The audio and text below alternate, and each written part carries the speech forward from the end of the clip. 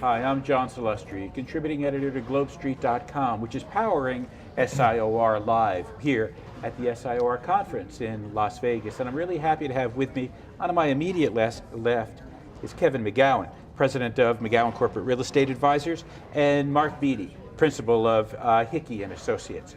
SIOR, just in the past few weeks, has released the results of a study they did on the adaptive reuse of industrial properties. It's the result of it resulted in a white paper that was posted on Globe Street. It's still available on Globe Street, and they were talking about the upshot of this study at a very important session here just the other day. So Kevin, let me start with you. If you just sort of set the stage for us, what was the methodology of the survey? So the methodology of the survey, IAMC and SIOR, jointly collaborated on a research project, and we interviewed 60 corporate real estate executives as well as architectural and engineering experts to basically learn about the 30% of industrial real estate that it sits vacant today and sits on the corporate balance sheet. Let's sit on that for a second. 30%, that's huge. Correct, and it's a huge liability for corporations, and it also creates a substantial problem in many cases because some of these facilities are outdated. They need to be repurposed. They have environmental issues, but there's also an opportunity, which is I think what we found in the process. What is the average cost, do you know, of keeping those properties on the books per year? It varies because we got 60 responses from IAMC active members, and so the cost varies. But in many cases, we saw it could be as much as $15 million a year is spent just on maintaining certain facilities. Absolutely amazing. So, by the way, I misspoke, and I should have credited IAMC at the beginning, so thank you for reminding me to do that. Mark, talk to me a bit about how big the problem is and what some of the methodologies are for reuse. Well, industrial asset portfolios for many of these companies are aged.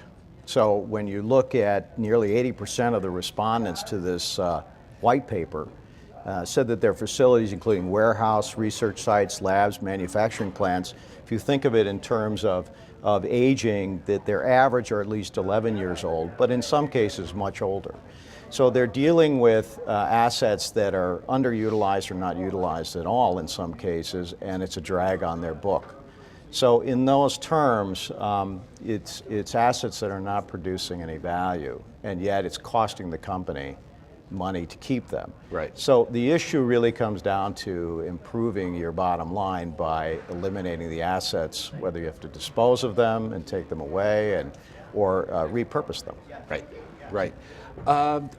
Which facilities are the most prime for reuse? Because not all of them fit that profile. Most people, if they're not informed, think of industrial space basically as big boxes, warehouses. Sure. Essentially, which is really not true. Which are the most readily adaptable?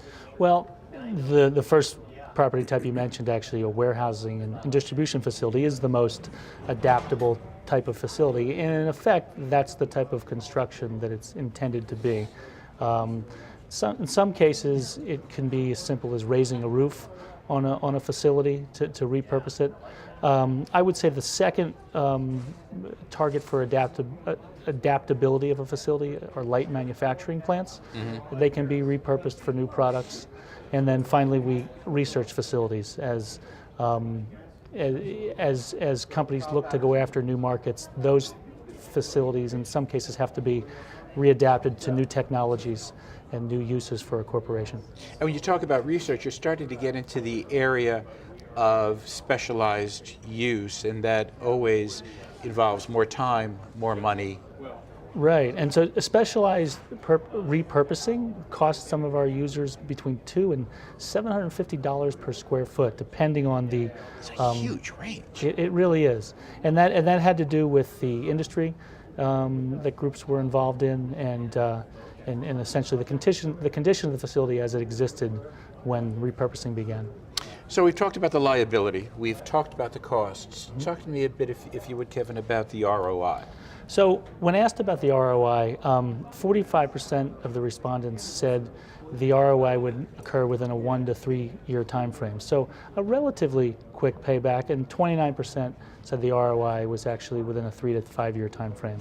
And so what we're seeing from a lot of our respondents is that these assets in some cases can be converted if the costs are not too great, and they can be repurposed into the portfolio in a proper fashion.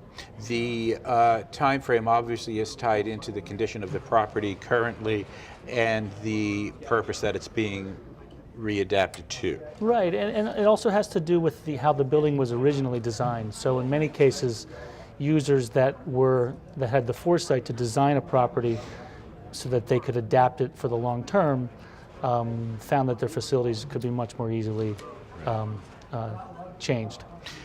Mark, in addition to the ROI, there's also the additional incentive of incentives. Where can developers, owners, investors go? What are their options?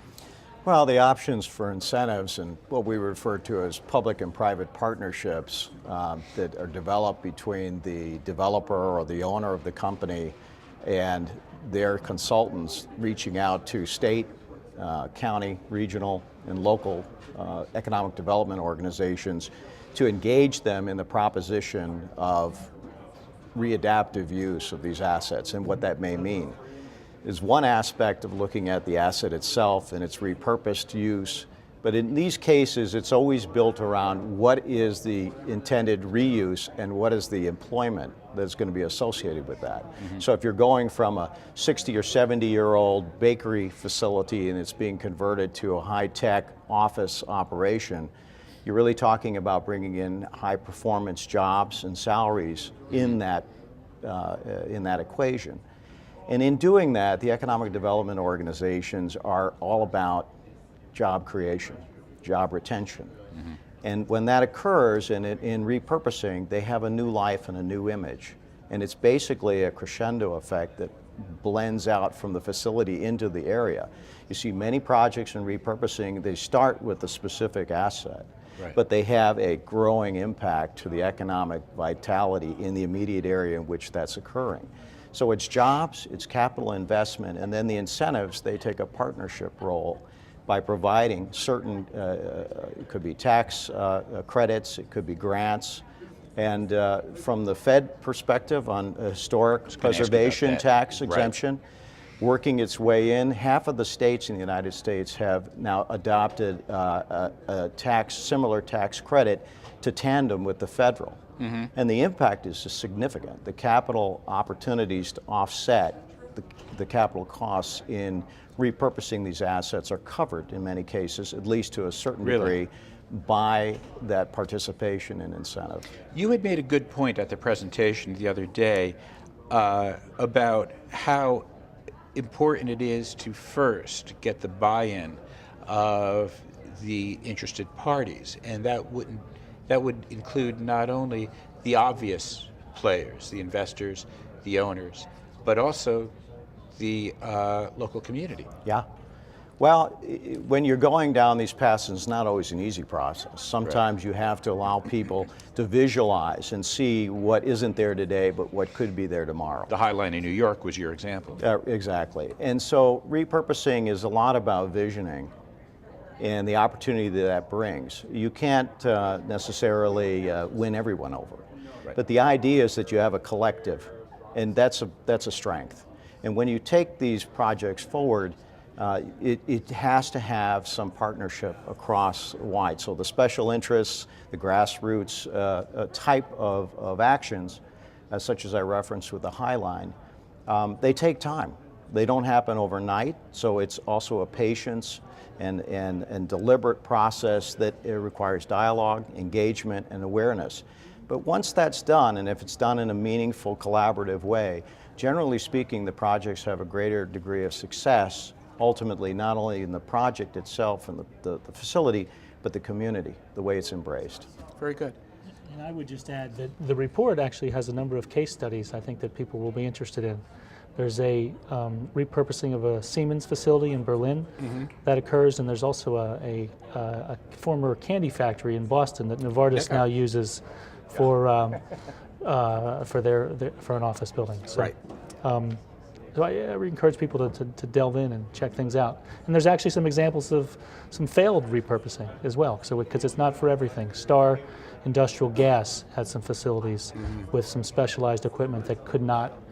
They couldn't find another use for them. So. And you'll find the white paper both on the SIOR website and again, as I indicated before, globestreet.com. Gentlemen, thank you very much for joining me today. And I want to thank you for joining us. Thank you.